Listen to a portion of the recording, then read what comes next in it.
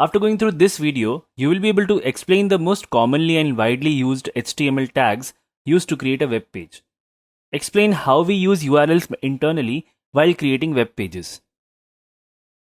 So let's continue our discussion on the most commonly and widely used HTML tags that are used to develop any website.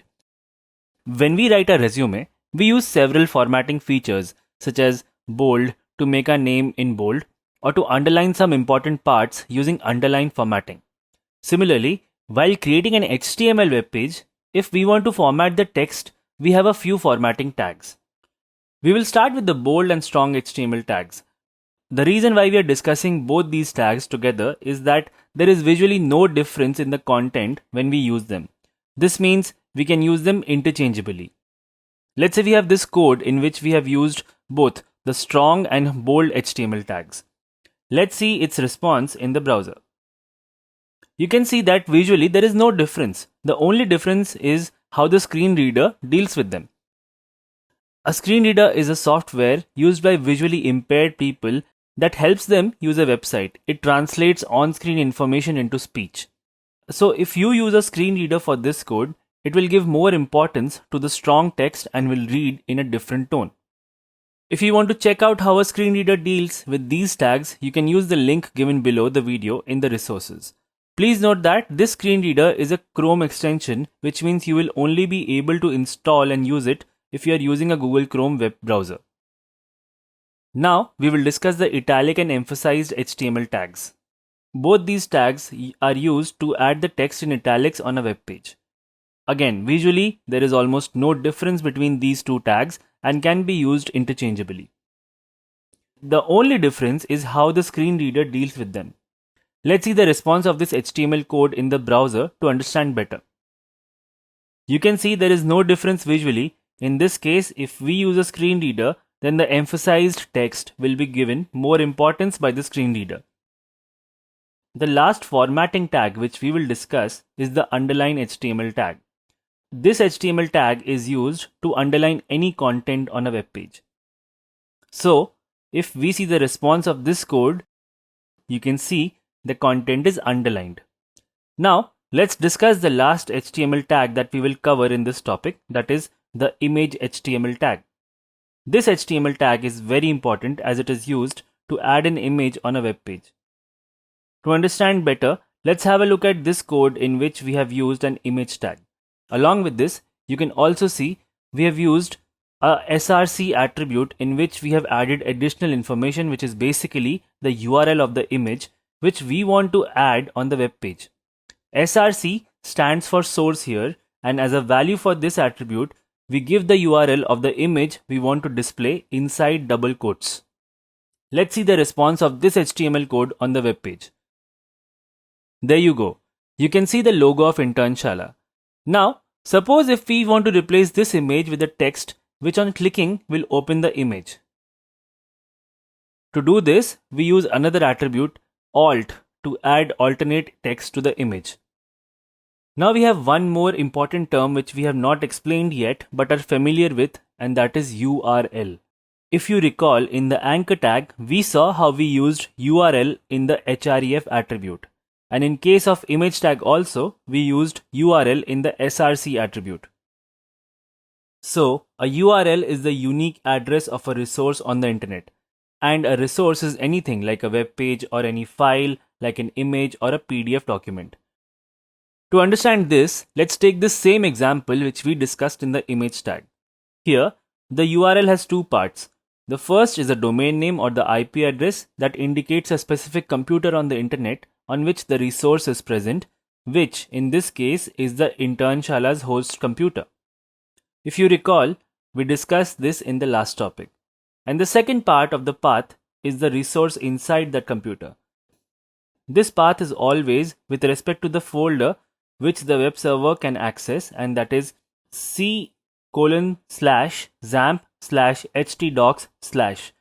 Remember, we discussed this in the last topic in detail that c:/zamp/htdocs is the default folder location on a host computer.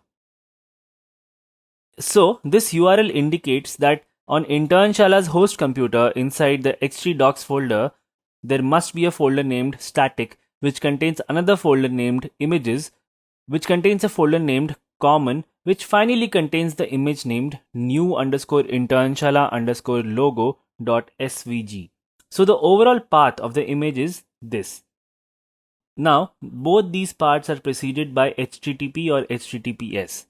This complete URL is also called an absolute URL, and using an absolute URL, we can access any resource on the internet. Now, as you are already aware of a client-server communication channel, so how does the communication occur when we have such tags in our HTML file? Suppose this code is saved in the HTML file as home.html. Now first, the browser initiates an HTTP request for the HTML file, that is home.html. Then the web browser finds this file on its computer, that is the htdocs folder, and sends it back to the browser as a response. Note that till now the web browser has not opened the HTML file, and hence it is not even aware about the image to be fetched. It is only after the browser receives the response and when it starts rendering the HTML into visual format, it encounters the image tag, and that is when it fetches the image by making another HTTP request, this time to the Internshala server. And once the image is fetched, it is then displayed on the screen. Now suppose instead of Internshala's logo, you want to use your custom resource on a web page. Let's say this sample.png file. To do this, you need to add the logo or image in the htdocs folder and run it locally using this absolute URL. Now if you notice, there is a catch here. Here, the domain name is 127.0.0.1, which means your own computer. Users won't be able to view this image as the path defined for this image will refer to your local machine, which is not the server in which the website is hosted. To solve this problem, we need to buy a domain name for our users to access the website. What is a domain name and how to buy one is something you do not have to worry about right now. Over time, you will understand this. Let's say we have purchased the domain under the name mynewdomain.com. So this absolute URL will become like this. If you want to test the code in your machine, you need to use this URL. And when you want to host the website for the users, you need to use this URL. Now, don't you think this is a hectic process that you have to change the URL every time? But there is a way around.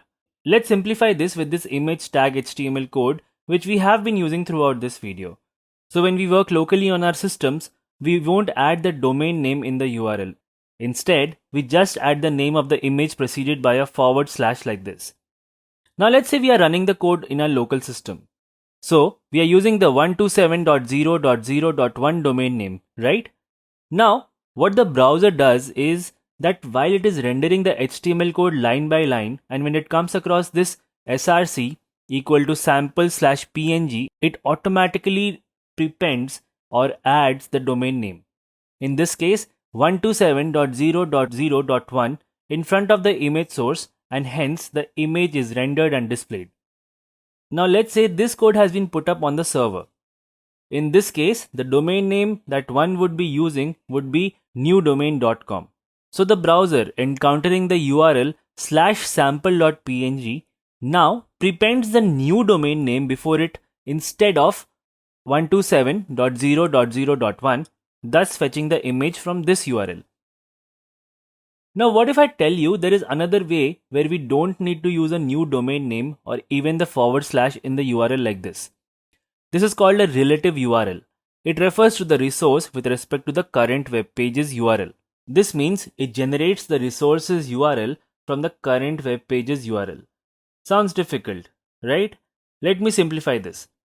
So, in relative URL, the part having the web page's name is removed, and the relative URL provided in the src attribute of the image is added like this.